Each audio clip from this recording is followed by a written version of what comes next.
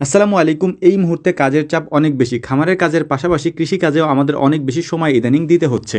যেহেতু এখন পাটের সিজন, তাই আমাদের এদিকে যত কাজ থাকুক না কেন, সব কাজের মধ্যে সব থেকে বেশি কষ্টের কাজ হচ্ছে এই পাটের কাজ। অর্থাৎ এই পাটকে জাগ দেওয়া, তারপর এই পাট থেকে খড়িগুলিকে বাছাই করে আলাদা করা এবং পাটের যে সোনালী আঁশটা আছে সেটাকে আলাদা করে সুন্দর করে ধুয়ে রোদ্রে শুকিয়ে বাজারজাত করা।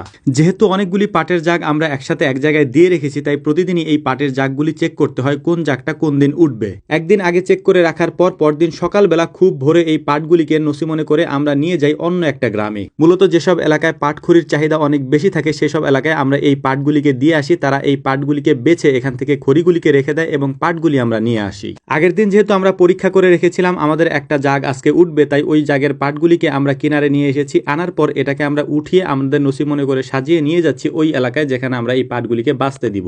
পাটগুলি দিয়ে আসার পর আমাদের হাতে কিছু সময় থাকে, এটা ডিপেন্ড করে পাটের পরিমাণ কত। যদি বেশি থাকে তাহলে বেশি সময় লাগে, আর যদি কম থাকে তাহলে অল্প সময়ের মধ্যে এই পাটগুলিকে নেওয়া হয়ে যায়। অর্থাৎ এই পাটগুলি থেকে খড়িগুলি বাছাই করা হয়ে যায়। পাটগুলি দিয়ে আসার পর অল্প কিছু পাট আমরা রেখে দিয়েছিলাম এখান থেকে খড়ি বাছাই করার জন্য। যেহেতু আমাদের খড়ি আর নেওয়া হবে না, মানে যে পাটগুলি আমরা দিয়ে এসেছি ওই পাটগুলি খড়ি তো আমরা পাবো না, তারা রেখে দিবে এবং শুধুমাত্র পাটগুলি আমাদেরকে দিবে। তাই অল্প কিছু পাট আমরা রেখে দিয়ে এখান থেকে খড়িগুলিকে বাছাই করছিলাম। পাট থেকে খড়িগুলিকে এক এক অঞ্চলে এক একভাবে আলাদা করা হয়। আমাদের এখানে মূলত মহিলারা এই কাজটা করে থাকেন, তবে পুরুষ লোকরা এই কাজটা তেমন একটা করেন না। অল্প কিছু মানুষ আছেন যারা হচ্ছে যে পানির মধ্যে দাঁড়িয়ে এই পাটগুলিকে বাছাই করেন, যেটা অনেক জায়গায় হয়ে থাকে। তো যাই হোক, সকালবেলা 8টার দিকে ওই পাটগুলিকে আমরা দিয়ে এসেছি। 11টার মধ্যে ওই পাটগুলি থেকে আঁশটা বাছাই করা হয়ে গিয়েছে। আমরা যেয়ে তারপর ওই পাটগুলিকে নিয়ে এসে এখন ধোয়ার জন্য অন্য একটা জায়গায় চলে যাব যেখানে পানির অনেক সুন্দর একটা ব্যবস্থা আছে। এই যে খড়িগুলি দেখতে পাচ্ছেন, এই খড়িগুলি হচ্ছে যে আমাদের এই পাটের খড়ি। এই খড়িগুলি ওনারা রেখে দিবে এবং শুধুমাত্র পাটের যে আঁশগুলি আছে সেই আঁশটা, মূল পাটটা আমরা এখান থেকে নিয়ে যাব। এবং আমরা নিয়ে এসেছি আমাদের একটা নদীর পাড়ে, বিশেষ করে অনেক দূর, আমাদের বাড়ি থেকে প্রায় 3-4 কিলোমিটার দূরে।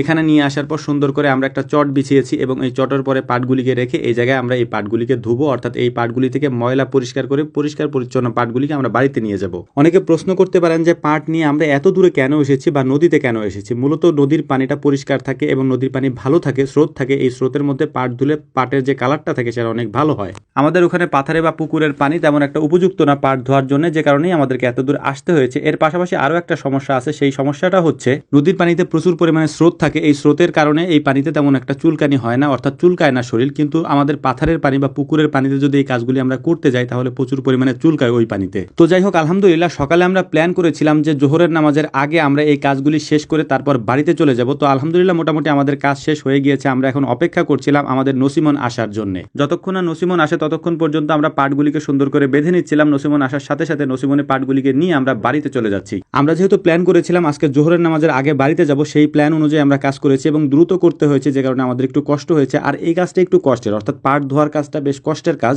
এটা যারা করেন বা করেছেন তারা জানবেন বা বুঝবেন যে এই কাজটা মূলত একটু কষ্টেরই। তো যাই হোক, আলহামদুলিল্লাহ জোহরের নামাজের আগে এই কাজটা আমরা শেষ করতে চেয়েছিলাম, আমরা পেরেছিও আলহামদুলিল্লাহ। তো আমরা এই পাটগুলিকে এনে তারপর সুন্দর করে নেড়ে দিচ্ছিলাম। তো যাই হোক, আমাদের জন্য দোয়া করবেন। আসসালামু আলাইকুম ওয়া রাহমাতুল্লাহ।